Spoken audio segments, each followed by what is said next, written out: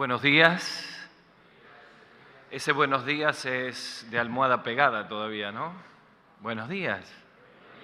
Qué lindo verlos en Semana Santa y con lluvia. No puede haber Semana Santa sin lluvia. Miren, en Semana Santa siempre tiene que llover.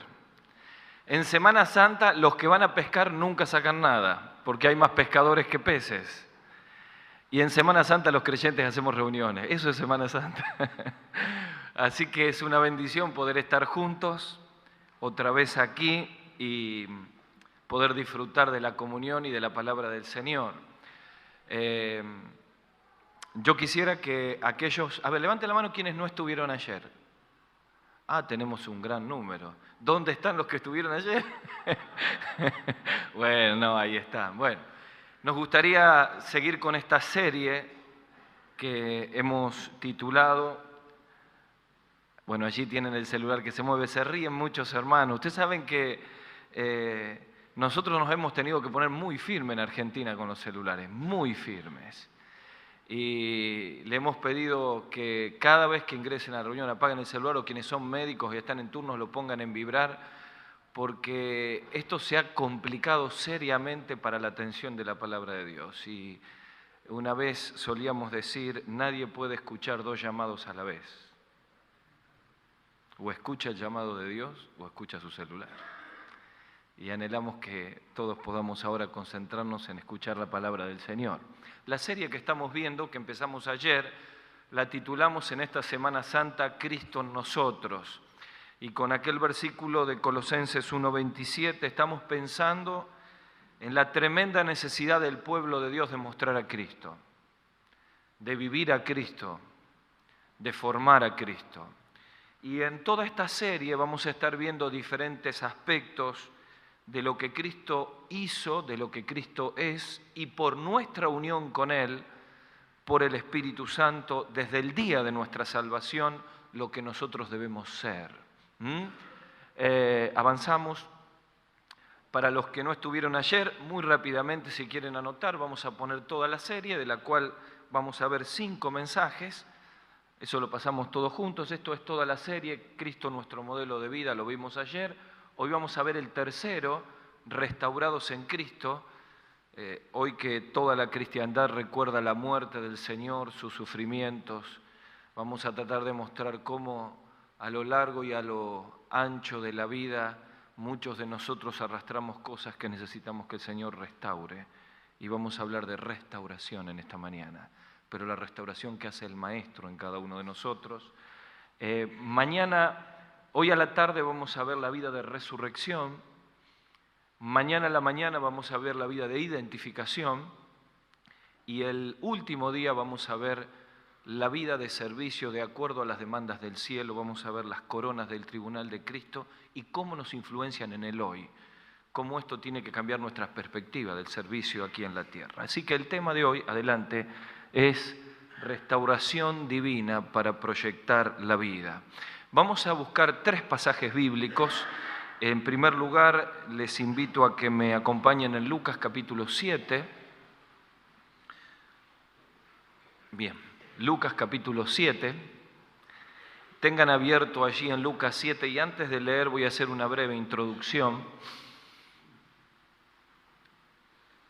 para que podamos entender hacia dónde nos queremos focalizar. Lucas capítulo 7,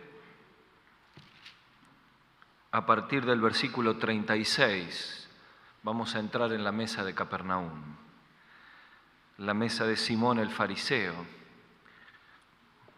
Sí, pone toda la placa. Miren, cuando uno se pone a pensar ¿en qué tiempo nos tocó vivir a los cristianos en este siglo XXI? Si hay una radiografía que uno recorre en toda Latinoamérica, es que la juventud, el hogar, son tremendas y grandes heridas que se arrastran a lo largo de toda la vida. Una juventud herida en la cual en este tiempo parece que todos los sueños que los jóvenes tienen que vivir no valen nada. Hace poquito uno de los diarios de la ciudad donde yo vivo, en Santa Fe, sacó un artículo que decía adolescentes de hoy, entre cerveza, internet y sexo precoz. Y una chica de 15 años daba el testimonio de lo que era toda su salida del sábado y cómo volvía a la madrugada descalza con las sandalias en la mano, botellas vacías de bebidas en el otro brazo, entregando sus sueños a la promiscuidad, sus ilusiones, tomando pastillas de éxtasis. Ustedes aquí en el Uruguay, en Punta del Este, fueron objeto de una investigación periodística de uno de los canales abiertos de Buenos Aires y mostraban todo lo que era la movida allí en Punta del Este, y quienes entrevistaban eran jóvenes argentinos. Y uno de ellos dice, si mi papá sabe que estoy acá, me mata. Y le pregunta, ¿y cuántos años tenés? 16. Y allí estaban en toda una noche de descontrol. Ahora esos jóvenes vuelven, comienzan a cargar en sus vidas culpas, heridas, errores, fracasos. ¿Qué del hogar latinoamericano? ¿Saben que en la ciudad de Buenos Aires solo el 25% de los niños que nacen en hogares donde está el papá y la mamá? Los sociólogos hablan de una nueva familia, una nueva estructura familiar, una familia sin padres, una familia sin valores, una familia sin principios, en definitiva, una familia sin Dios. Nuestras iglesias reciben continuamente estos pedazos de vida, estos restos de vida. La pregunta que todos nos tenemos que hacer, ¿tenemos respuestas para ellos? Porque si no, vamos a tener que poner un cartelito en las iglesias que diga, si usted nunca tomó, si usted nunca se drogó, si usted no le pegó a su esposa, si usted nunca cayó en adulterio, si usted nunca cometió un error, entonces pase que tenemos algo para decirle. Ahora, ¿qué del pueblo de Dios? ¿Cuál es la realidad que estamos viviendo en este tiempo los que tenemos a Cristo en el corazón y tenemos años de creyente? Bueno, a través de la labor pastoral y de consejería uno va descubriendo y entendiendo las tremendas heridas de la vida que arrastramos durante años, durante décadas, viviendo una vida pobre, una vida carnal, no comprometiéndonos con Cristo, con problemas interiores que no terminamos nunca de resolver, cuando en la Biblia tenemos las herramientas y por el Espíritu podemos llegar a vivir una vida de plena restauración. Tenemos que entender, mis queridos hermanos, que cuando hablamos de restaurados en Cristo, no estamos hablando del concepto de aquellos que cayeron como creyentes en pecados groseros, sino que en realidad el concepto bíblico de restauración es muchísimo más amplio. Los judíos, por ejemplo, tenían un concepto clarísimo del Dios restaurador. El Salmo 80, que es un salmo por excelencia de restauración, ¿recuerdan? Con 3 estribillos que se repiten, oh Señor, restáuranos, haz resplandecer tu rostro y seremos salvos. Muestra a lo largo de la Escritura toda la intención clara de un Dios restaurador que necesita ir corrigiendo, transformando y mejorando diferentes áreas de nuestra vida, de nuestro andar, de nuestras prioridades, de nuestro ministerio, de tal manera que podamos ser útiles para Dios. Lo que quisiéramos hacer en esta mañana es un poquito lo que hizo Nehemías cuando parte del palacio de Artajerjes y llega a su tierra y encuentra las puertas quemadas, los escombros, y comienza a hacer un control de daños y recorre los escombros y después de descubrir todo se encuentra con su Dios. Yo quiero invitarles en el nombre del Señor que permitamos que los ojos penetrantes del Salvador hagan un control de daño de nuestra vida. Aquellas áreas que están ocultas y necesitan ser restauradas para que podamos ser transmisores de la bendita y glorioso, el bendito y glorioso mensaje que nos ha cambiado un día, el de Cristo. Antes de venir aquí, hablaba en la oficina con un querido hermano, un siervo de Dios extraordinario, un hombre que ama la obra y ama a las personas, pero que no puede sobrellevar una esposa que no ha podido superar las heridas del alma. Qué difícil cuando en nuestras iglesias tenemos los matrimonios mixtos, ¿no es cierto? Él ama al Señor y llora por la causa. Ella está fría, resentida.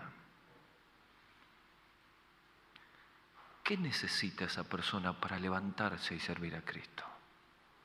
Yo no sé cómo tú has venido en esta mañana, ni conozco, solo a muchos pocos le conozco el rostro. Pero yo sé que Dios, que es soberano, sabe aquello que tú necesitas escuchar en esta mañana. Y rogamos que puedas decir como el salmista: oh Señor, restáurame. Primero leemos Lucas 7, después el Salmo 32 y finalmente 1 Pedro capítulo 2. Vamos a la mesa de Capernaum. Lucas capítulo 7. Tienen la lectura bíblica allí también. En esta oportunidad dice el 36. Vamos a pasar allí. Dale. Uno de los fariseos, a medida que voy leyendo vas pasando, Pablo. Uno de los fariseos rogó a Jesús que comiese con él y habiendo entrado en la casa del fariseo, se sentó a la mesa. Entonces una mujer de la ciudad que era pecadora, al saber que Jesús estaba en la mesa de la casa del fariseo, trajo un frasco de alabastro de perfume. Y estando detrás de él a sus pies, llorando, comenzó a arreglar con lágrimas sus pies y los enjugaba con sus cabellos y besaba sus pies y ungía con el perfume. Cuando vio esto el fariseo que le había convidado, dijo para sí: este, si fuera profeta, no conocería quién y qué clase de mujer es la que le toca, que es pecadora. Entonces respondiendo Jesús, dijo: Simón, una cosa tengo que decirte. Y dijo: di, maestro. Un acreedor tenía 2 deudores, el uno debía 500 denarios y el otro 50, no teniendo ellos con qué pagar, perdonó a ambos. Di pues, ¿cuál de ellos le amará más? Respondiendo Simón dijo: pienso que aquel a quien perdonó más, y él dijo rectamente ha juzgado.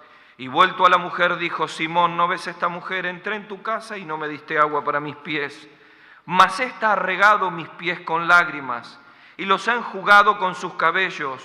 No me diste beso, mas ésta desde que entré no ha cesado de besar mis pies.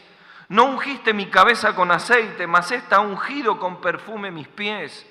Por lo cual te digo que muchos de sus pecados le son perdonados, porque amó mucho, mas aquel a quien le perdona poco, poco ama. Y a ella le dijo: tus pecados te son perdonados. Y los que estaban juntamente sentados a la mesa comenzaron a decir entre sí: ¿quién es este que también perdona pecados? Pero él le dijo a la mujer: tu fe te ha hecho salva, ve en paz. Salmo 32. Ahí quedamos. Salmo 32.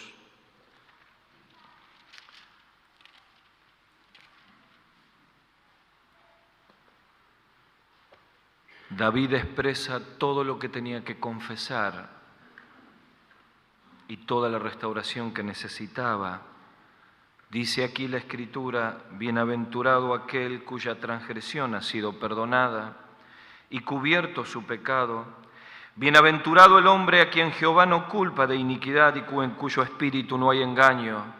Mientras callé, envejecieron mis huesos, en mi gemir todo el día, porque de día y de noche se agravó sobre mí tu mano, se volvió mi verdor en sequedad de verano. Mi pecado te declaré y no encubrí mi iniquidad, y dije: confesaré mis transgresiones al Señor, y tú perdonaste la maldad de mi pecado. Versículo 10. Muchos dolores habrá para el impío, mas el que espera en Jehová le rodea la misericordia. Y en último lugar, 1 Pedro capítulo 2, ayer leímos uno de estos versículos, está allí, 1 Pedro capítulo 2,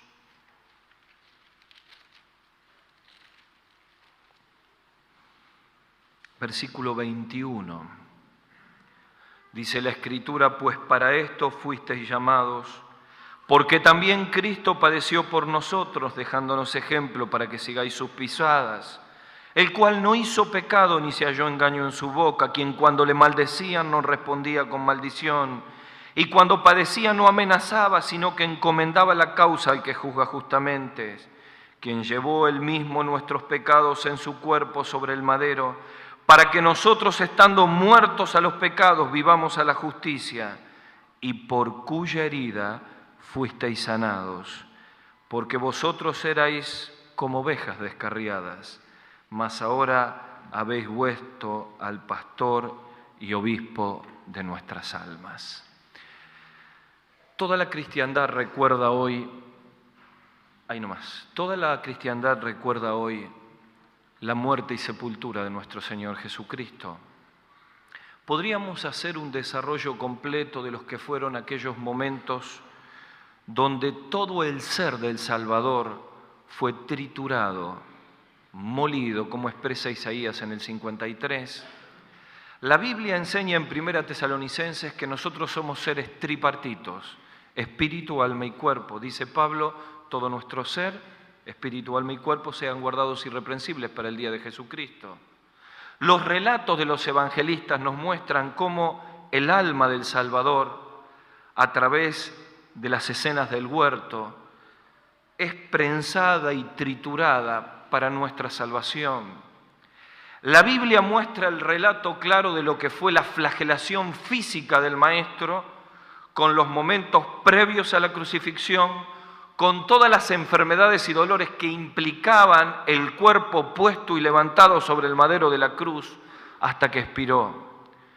Pero pocas cosas podemos llegar a ingresar como lo que fue los padecimientos de espíritu relatados en las palabras del Salmo 22, cuando el Señor quiere expresar el desamparo de Dios.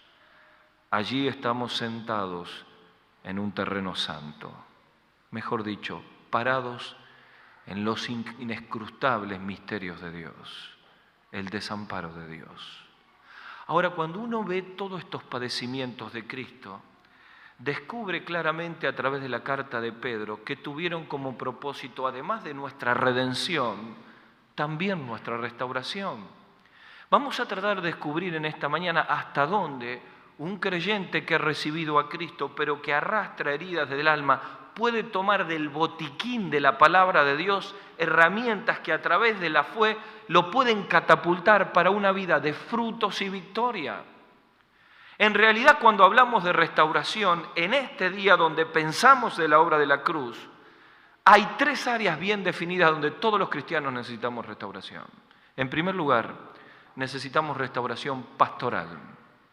En segundo lugar, necesitamos restauración de las heridas de la vida.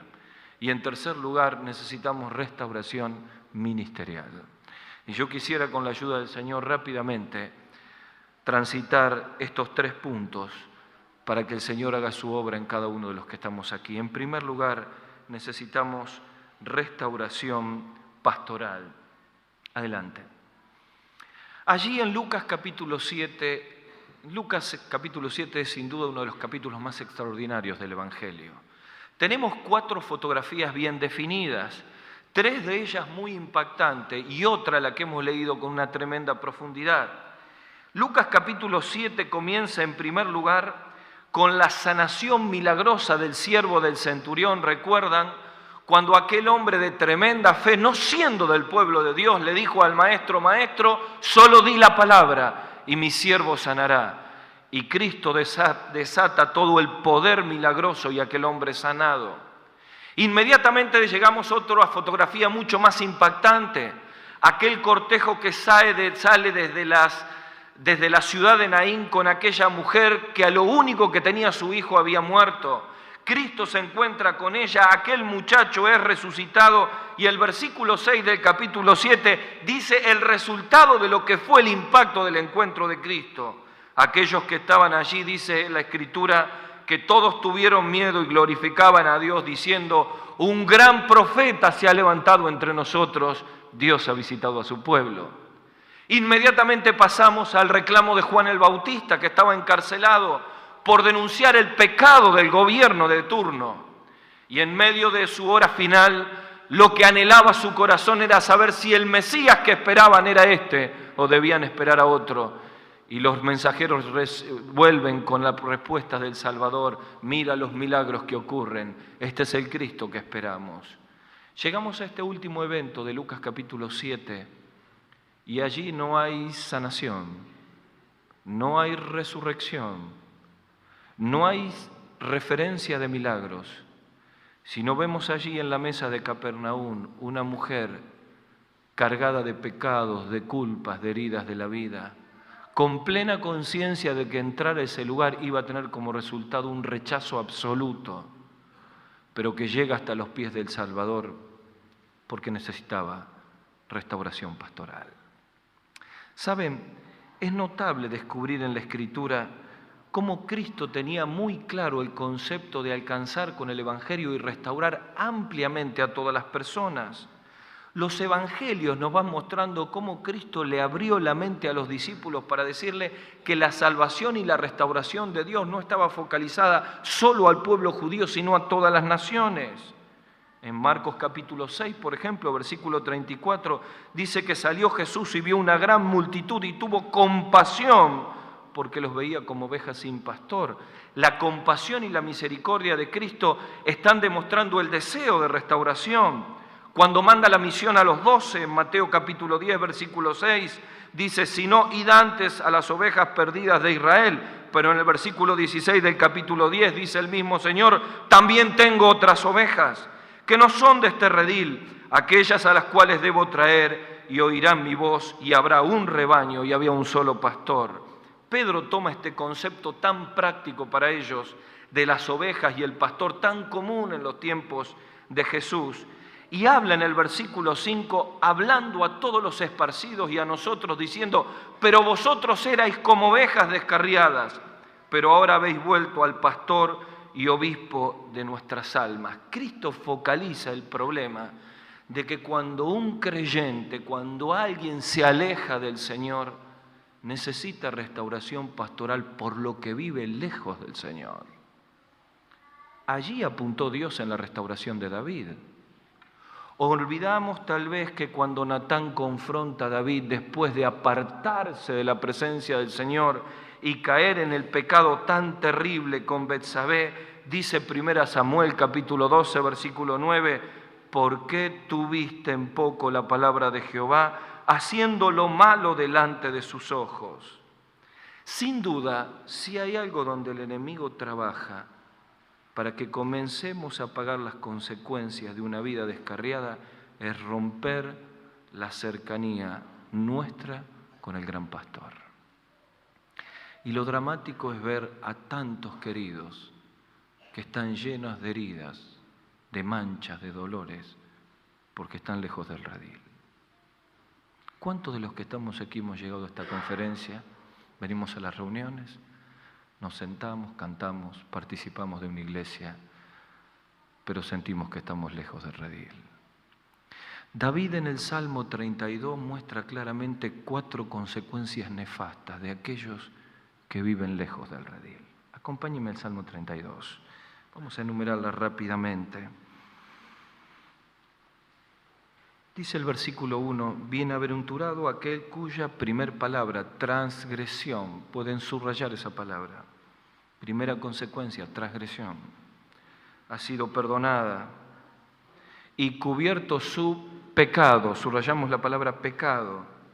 Bienaventurado el hombre a quien Jehová no culpa de iniquidad, subrayamos la palabra iniquidad, y cuyo espíritu no hay engaño. 4 palabras para describir una misma idea.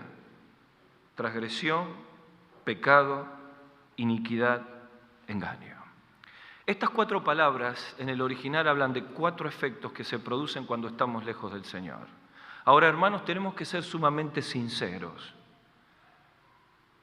Cuando una persona deja de venir a las reuniones, recién allí nos solemos preguntar, ¿qué le pasa a Miguel que no viene más? Pero Miguel hace rato que se fue. Está blanqueando una situación del corazón. Don Walter Bevan nos solía decir en nuestra niñez, el hijo pródigo estaba en la casa del padre, pero su corazón ya estaba en la provincia apartada. Tal vez en este lugar, algunos estamos aquí en la reunión, pero tenemos la cabeza y el corazón afuera. Jóvenes queridos, nunca lejos del redil terminamos indemnes. Nunca vivir en la carne es gratis. Nunca jugar con el pecado no sale sin ningún tipo de consecuencias. El pecado y Satanás pagan mal. El objetivo del enemigo de nuestras almas es arruinar los sueños y los proyectos de Dios. Cada vez que comenzás a relacionarte, a vivir y a abrir licencias a tu vida, no esperes que te salga sin consecuencias. Observen las 4 consecuencias que muestra David por haberse alejado del gran pastor y porque necesita restauración pastoral. En primer lugar aparece la palabra transgresión. Lo primero que logramos en la provincia apartada es un espíritu transgresor. Allí la palabra transgresión significa pasarse de la raya, lo prohibido. Es la idea de aquellos que sabemos que hay líneas que la palabra de Dios nos pone cercos y nosotros los corremos 5 metros, 10 metros. Hermanos, vivimos en una sociedad posmoderna donde el relativismo es el gran drama del pensamiento de esta sociedad. Lo que es negro ahora es gris y lo que es gris es blanco. ¿Quién dice realmente que es pecado? El relativismo ha hecho plantar en medio del subconsciente de este mundo donde vivimos que el pecado es pecado como lo miremos. Cualquier persona que tiene que romper ciertos valores va a pedir un consejo a un terapeuta secular que no tiene valores cristianos y le dice: haz lo que sentís, dale rienda suelta a tus pasiones, no te reprimas. Entonces, las cosas que en la Biblia son pecado no son tan pecado. Ese espíritu transgresor que se ve en las pantallas de televisión, que se escucha en las músicas de las canciones que consumimos por horas durante el trabajo, ese espíritu transgresor que lleva a no tener ningún tipo de principios, a que nuestros niños no puedan mirar ningún programa de televisión porque hay agresión moral, porque hay agresión de violencia. Ese espíritu transgresor que le da rating a la mayor cantidad de los programas, ese espíritu transgresor es el que siente David, de pasar todas las rayas, de abrir todas las licencias cuando uno está lejos del Señor. ¿Qué licencia te has permitido en tu vida y que solo Dios conoce? Necesitas que el Señor restaure pastoralmente tu integridad. Segunda palabra, una actitud rebelde hacia Dios. Pecado, dice David.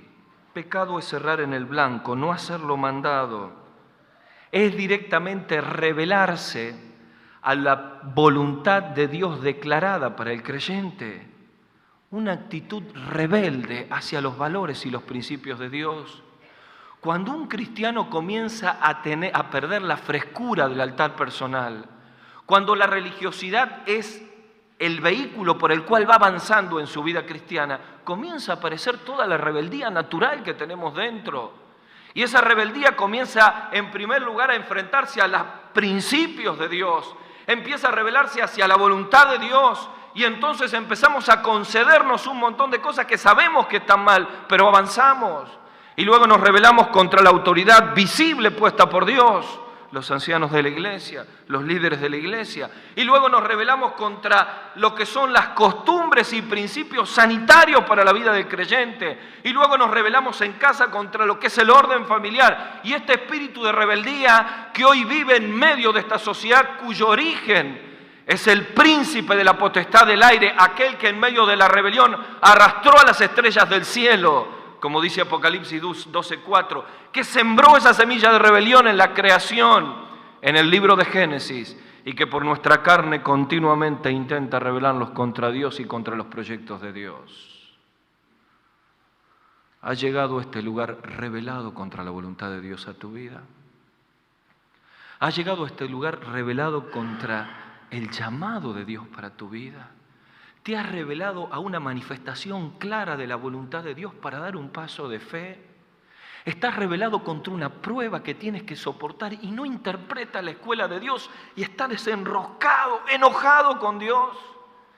Necesitas restauración pastoral. Tercer palabra, iniquidad. ¿Saben que esta palabra en el hebreo se traduce literalmente, o es en el hebreo, abón, como los cosméticos, igual?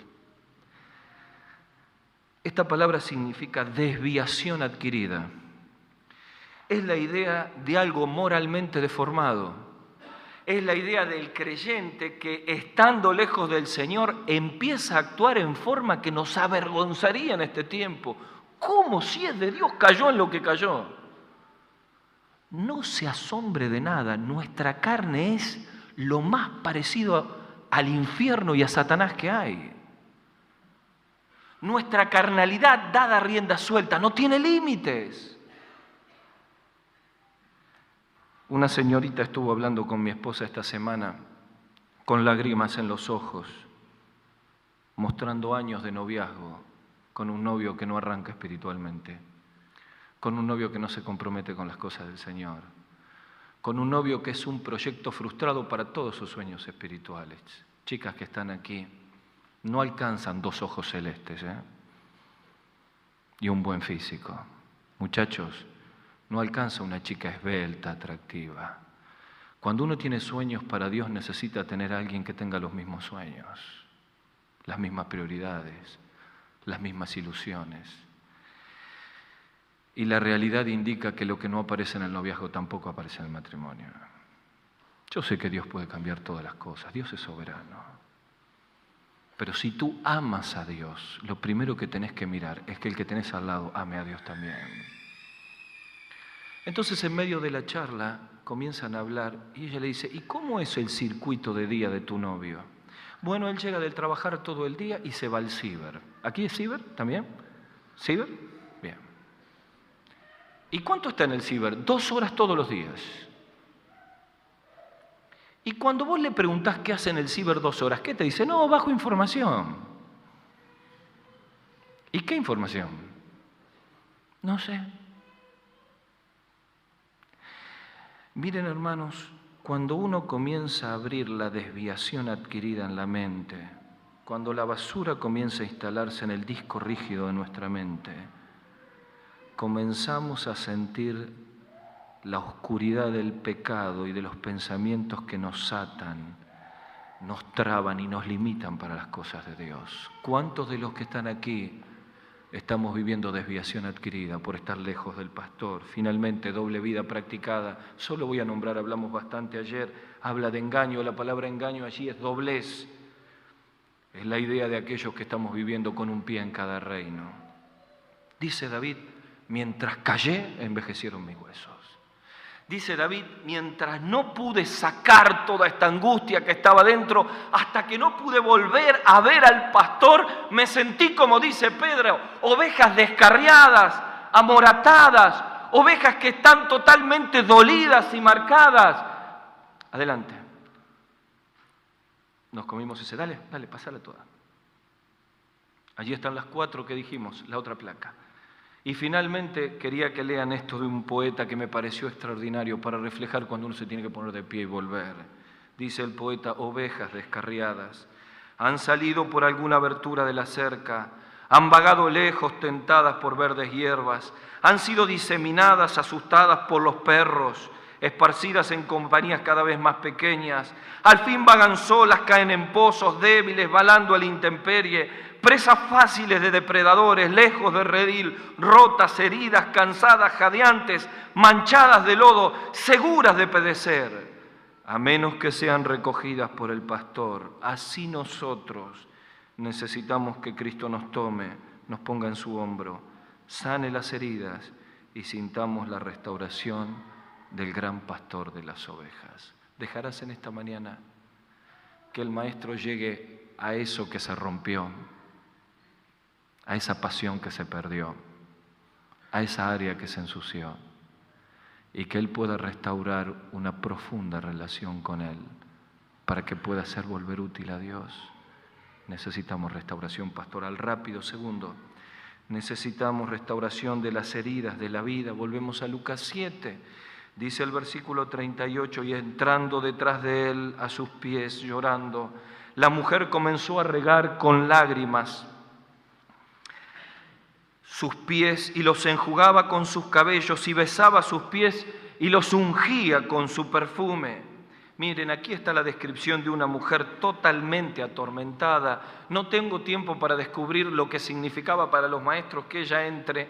Cristo rompe todos los moldes de aquel tiempo y atiende la necesidad de la mujer. Pero quiero que nos posicionemos, en el versículo 24 de 1 Pedro, porque aquí quiero resaltar 2 palabras. Dice Pedro, quien llevó él mismo nuestros pecados en su cuerpo sobre el madero, para que nosotros, estando muertos a los pecados, vivamos a la justicia, y por cuya herida fuisteis nosotros sanados. Hasta recién hablamos de restauración pastoral, ahora hablamos de restauración de las heridas de la vida. ¿Qué son las heridas de la vida? Son aquellas circunstancias, experiencias traumáticas de la niñez, circunstancias que traemos de la vida todos en la mochila, en la herencia que traemos y que no hemos podido resolver. Es increíble la cantidad de creyentes que tenemos en nuestras iglesias que sienten tal carga de indignidad con Dios por las cosas que han vivido. Creen en el perdón de Dios, pero no se perdonan a sí mismos. Es increíble la cantidad de siervos que luchan con aspectos de su vida que no han podido superar. Y Pedro nos lleva aquí a focalizar a lo que este viernes recordamos, las heridas, el dolor y la muerte de Cristo como eje de restauración para aquellas cosas que nos hacen mal.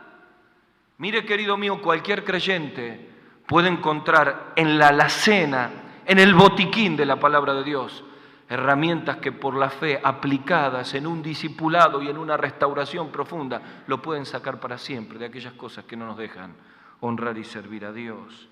La primera palabra que aparece aquí y que es muy particular es la palabra herida. Aquí es interesante porque en 1 Pedro la palabra herida aparece en singular, cuya herida, pero en el original se traduce masiva llaga.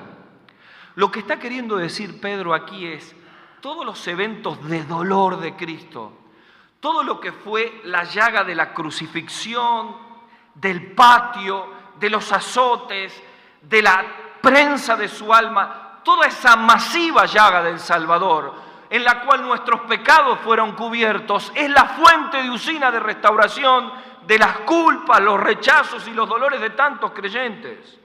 La segunda palabra que hay que resaltar aquí es la palabra sanados, por cómo está traducida al español, pero ¿cuál es la realidad allí? La palabra sanados en el Nuevo Testamento aparece sobre todo descrita por Lucas, que era médico, 22 veces para expresar salud física. Pero en 15 oportunidades aparece con una connotación espiritual cuya traducción es perdonados. Esa es la traducción exacta de la palabra allí. Lo que está queriendo decir es que por la masiva llaga del Salvador todos nosotros hemos sido perdonados y restaurados de tal manera que podemos con plena libertad decir como el apóstol Pablo, ninguna condenación hay para los que están en Cristo Jesús. ¿Quién nos condenará si Cristo es el que murió? Y podemos agregar, estoy seguro que ni la muerte, ni la vida, ni principados, ni potestades, ni lo alto, ni lo profundo, ni ninguna cosa creada me puede separar del amor de Dios que es en Cristo Jesús, Señor nuestro. Las heridas del alma suelen ser en la vida de los creyentes usinas de culpas, de rechazos. La pregunta es, ¿puede un creyente salir de esto? Tuvo 2 secciones con un psiquiatra, no salió. Estuvo un tiempo mal, no salió. Tiene problemas interpersonales en la iglesia, no se acepta como es, tiene sentimientos de indignidad, discute continuamente, vuelve al pasado una y otra vez. ¿Se puede superar esto o no se puede superar esto? ¿Vamos a renguear toda la vida con muletas cuando Cristo nos ha dado plena libertad para caminar? Hay entre nosotros en este lugar creyentes que detrás de la máscara que le ponemos cuando venimos a la iglesia arrastramos heridas que no sangran, que no supuran visiblemente, pero que la arrastramos por años. Ah, queridos míos, la restauración de las heridas de la vida, solo el Maestro puede hacerlo.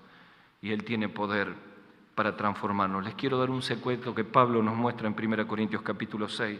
Acompáñenme. Vamos a meternos en una iglesia herida como la de Corinto y vamos a descubrir secretos extraordinarios para la restauración del alma.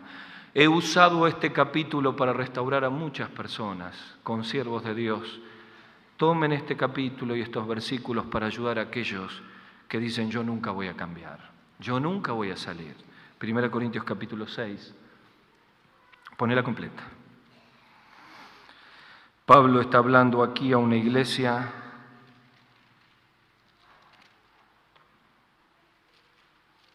muy particular.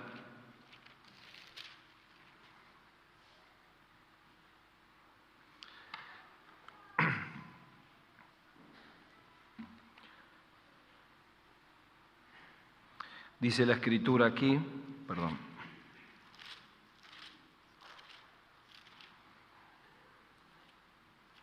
capítulo 6 de 1 Corintios, versículo 9. Dice, ¿no sabéis que los injustos no heredarán el reino de Dios? No erréis, ni los fornicarios, ni los idólatras, ni los adúlteros, ni los afeminados, ni los que se echan con varones, ni los ladrones, ni los avaros, ni los borrachos, ni los maledicentes, ni los estafadores heredarán el reino de Dios. Ahora observen. Y esto erais algunos. Señores, esto es lo que teníamos en la iglesia de Corinto. Usted, pastor, se agarra la cabeza por los problemas que tiene. Vaya un mes a Corinto y después me cuenta. Esto erais en otro tiempo. Mas, observen la conjunción adversativa y le voy a explicar por qué me meto en este lío para explicarles. Y ya habéis sido lavados. Observen la repetición. Ya habéis sido santificados. Observen la repetición. Ya habéis sido justificados. Miren la preposición ahora. En el nombre del Señor Jesús y por el Espíritu Santo. Este versículo 11 es un curso de consejería completo. Primer concepto importante. La restauración de Cristo a la luz de la Escritura es para todos los problemas de la vida. Una vez estábamos en un seminario en Santa Fe para restaurar a personas con adicciones, personas portadores de SIDA, homosexualidad, y no me acuerdo qué otro tipo de conflicto. Y bueno, todo el mundo empezó a compartir.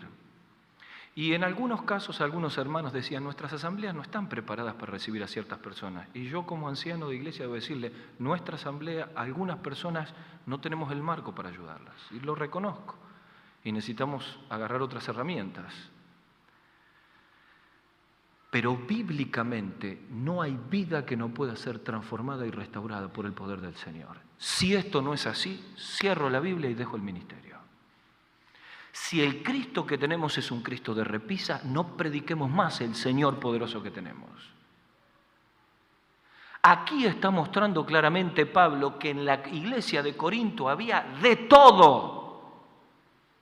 Pero dice, esto erais vosotros en otro tiempo, es decir, antes que conocían a Cristo venían con todos estos problemas, estas angustias, esta herida, pero vienen a Cristo y comienza una nueva etapa. ¿Y qué tenemos que pensar? ¿Qué tenemos que enseñar? ¿Cómo tenemos que encarar los problemas? Aparecen aquí 3 secretos de restauración con 3 verbos, lavados, purificados y santificados, que tienen 3 efectos, son 3 antibióticos para las enfermedades del alma. Pero cada uno de esos verbos tiene una conjunción que se repite, que fuisteis. ¿Por qué se repite? Porque en el original esa repetición significa un cambio de 180 grados. Cada vez que le dice fuisteis, le está diciendo esto era antes, pero ahora no es más. Lo que está queriendo decir es un cambio radical, completo y total, no a medias. Mis queridos, Cristo no emparcha. Cristo no pinta arriba de la humedad. Jesús nos hace nuevos. Literalmente, lo que necesita el creyente es tomar esa nueva vida y vivirla y practicarla por la fe con herramientas espirituales. Espero que ninguno se ofenda por lo que voy a decir ahora. Pero si alguno de los presentes que está aquí ha ido a alguna de esas reuniones de sanidad interior, entre comillas, y cree que por ir a un culto y, entre comillas, sentir la presencia del Señor, va a solucionar un problema de 20 años, olvídese. Se va a sentir bien un rato, pero no soluciona más. La correcta forma de encarar los problemas y las angustias de la vida es confrontándonos con el Señor, es tomar las verdades de la palabra, es paso a paso con un discipulado, tomando por la fe, apropiándonos por la fe de estas verdades y poco a poco experimentar por la obra del Espíritu que el Señor va restaurando, nos va poniendo de pie, vamos saliendo, un día tropezamos, volvemos a subir y vamos cada vez más fortaleciéndonos en la gracia del Señor. Un día por una dificultad volvemos a bajar los brazos, mañana nos volvemos a levantar, porque así vive el creyente. Por eso necesitamos estar más que nunca conectados profundamente a la fuente de restauración que es Cristo. Cuando el creyente suelta amarras, como cuando en los tiempos de Jeremías deja el manantial del Señor y quiere hacer su propia cisterna, entonces viene el veredicto del Señor: 2 males ha hecho mi pueblo. Me dejaron a mí fuente de agua viva y cavaron para sí cisternas que no retienen agua. ¿Cuántos de los que estamos aquí, por dejar el manantial de vida, sentimos que tenemos el pozo seco, de la presencia del Señor y rengueamos en nuestra vida cristiana. ¿Cuáles son los 3 secretos? Rápido y con esto termino, porque la hora ha avanzado. ¿Qué palabras utiliza aquí que son maravillosas? En primer lugar, el antibiótico para el prontuario del pasado, la palabra lavados. Dice, fuisteis purificados. Esta palabra aparece solo 2 veces en el Nuevo Testamento. Aquí y cuando Pablo da su testimonio en Hechos capítulo 21, en ambos casos quiere decir que todo el pasado ha sido terminado. ¿Hay aquí, hermanos, que no se pueden perdonar el pasado? Un día en una atención pastoral se acerca una hermana al consultorio espiritual y me dice, pastor, deme en 4 minutos, ¿puede ser? Solo 4 minutos y prometo terminar, ¿está bien? Y me dice, pastor, hace 1 año que quiero venir. Y mi marido dice, no vaya, ¿para qué va a ir? Y no aguanto más. ¿Sabe? Cuando yo era chica vivía en el norte de la provincia y un tío mío abusó de mí. Para los que trabajan con vidas, el abuso, el incesto, la violencia familiar, pan de todos los días, pan de todos los días. Esta es la Argentina que vivimos, la Latinoamérica que vivimos. Mi madre cayó, mi padre cayó, y en el medio de un silencio terrible yo conviví con esta herida. Cuando me casé prometí nunca decírselo a mi esposo porque me siento tan indigna. Tenía miedo que él me deje por contarle esto. ¿Sabe, pastor? Cuando voy a la hora feliz y me dicen que enseñe un texto, no me animo a enseñar un texto. Porque yo con lo que viví voy a ser digna delante de Dios. Así que le dijo, déjenme hacer el mate cocido para los chicos. Y yo revuelvo la olla de mate cocido y me parece que es lo único que puedo hacer para Dios. ¿Cómo me libro del pasado? ¿Saben que no hay campamentos, conferencias, provincia del país donde no escucho estos testimonios? ¿Cuántos están aquí escondidos en el dolor del alma?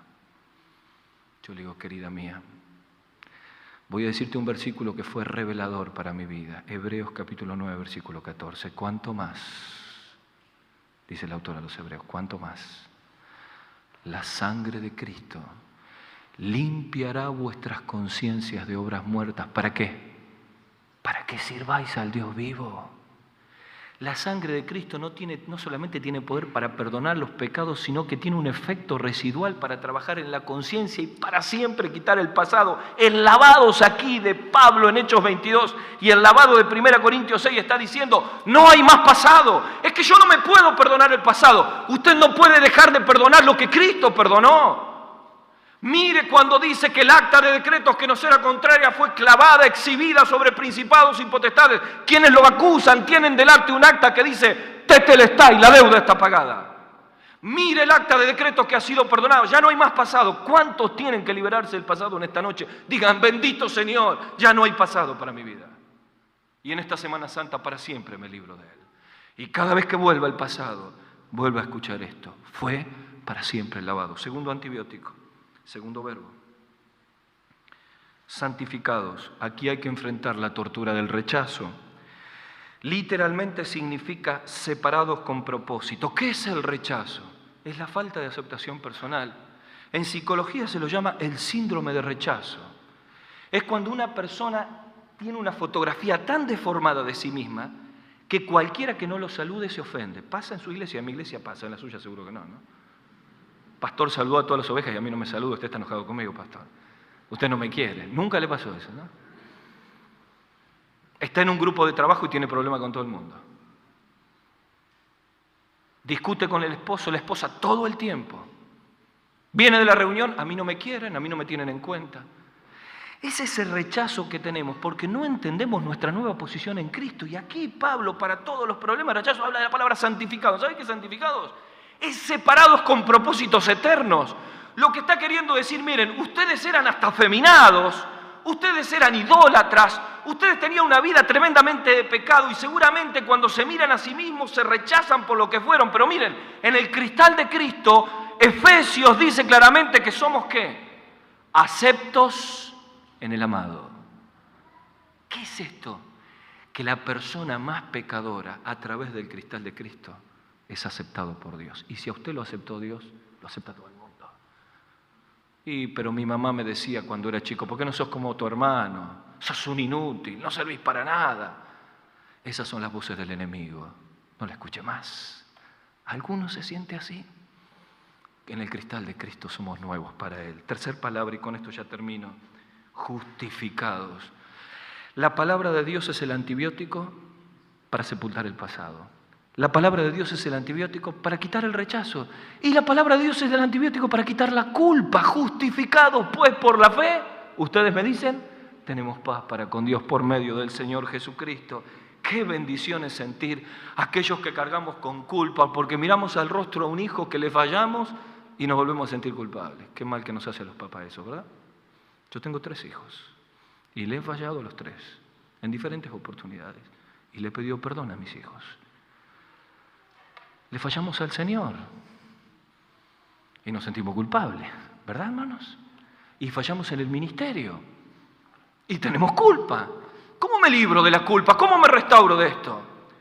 Aquí está diciendo, ya habéis sido justificados, es decir, de una vez y para siempre, en el día de la salvación, y de ahí en más, efecto residual, todos somos justificados por el Señor. Es decir, ya no hay culpa que podamos cargar porque todas esas culpas las pagó Cristo. ¿Y cómo me saco esa culpa? Muy sencillo. Vuelva a la cruz. Vuelva al acta. Allí están pagados todos nuestros errores. Una chica, me falta la restauración ministerial, voy a hacer solo una reflexión por el tiempo. Recuerdo una chica que tenía una mala vida. Ejercía la prostitución en el alto nivel.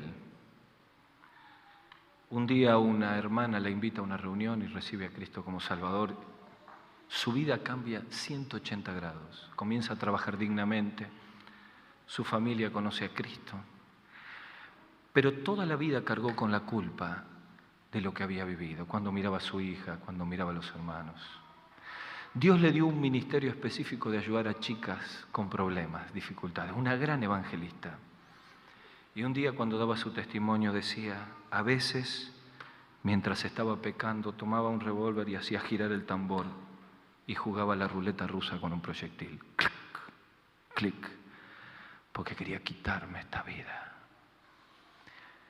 Y después que conocí a Cristo me di cuenta que nunca disparé porque Jesús tenía otra cosa para mí. ¿Cuántos de los que estamos aquí necesitamos que el gran pastor de nuestras almas seque las lágrimas de los ojos y las heridas del corazón y podamos servir para siempre al Señor? El último punto que no vimos es restauración ministerial. Yo quiero decir una sola cosa. Para todos los siervos que han caído, para todos los siervos que han abandonado, el propósito de Dios es restaurarlos. Un autor decía, los cristianos somos el único ejército que no recoge sus heridos en el campo de batalla. Quizá Dios te ha restaurado, la iglesia te ha restaurado, pero tú te has marginado para siempre. ¿Cuántos hay así aquí que en un tiempo estuvieron con las manos llenas para Cristo, pero hoy tienen que cantar, tengo manos vacías para ti? Termino con un testimonio. Estaba en una conferencia hablando de este tema y cuando terminé se acercó un papá con 2 chicos y me dice, pastor, el año pasado yo era el que presidía las canciones. El año pasado en esta conferencia yo estaba al frente del grupo juvenil, pero hace un año que no hago nada. ¿Qué te pasó? Discutí con uno de los ancianos de la iglesia. No estoy de acuerdo con la manera que piensan. Dejé el ministerio, dejé las personas. Y esta mañana, después de un año, volví a sentir la presencia del Señor en la cena del Señor. Y me he dado cuánto he perdido. El daño que le he hecho a mis hijos. Quiero volver. Y yo le dije, querido, volvé por los pasos donde saliste. Anda a hablar con tu pastor, con tu anciano, pedile perdón. Y empecé a vivir otra vez una vida de ministerio. Lo vi un año después, totalmente involucrado en las cosas del Señor. en un congreso. Hay algunos que han abandonado la obra, que han perdido la pasión, que han discutido con los líderes, que se han ofendido. ¿Saben quién es el único que aplaude? El diablo. Pero el pastor y obispo de nuestras almas, nuestro amado Salvador, en esta mañana de Semana Santa, abre sus brazos de restauración. Y a los que estamos manchados por estar lejos del Señor, quiere restaurarnos pastoralmente. A los que cargamos con pasados, rechazos y culpas, quiere restaurarnos de las heridas de la vida. Y a los que hemos perdido la pasión por las cosas del Señor, quiere restaurarnos ministerialmente para ponernos en el redil y en el servicio. ¿Cuánto vamos a permitir que Dios nos restaure en esta mañana? Hagamos una cosa, entremos a la terapia intensiva espiritual y dejemos que el Señor trabaje en el silencio de cada corazón. Vamos a orar. Cada uno solo con el Señor. Y luego de un tiempito de oración, un hermano concluye.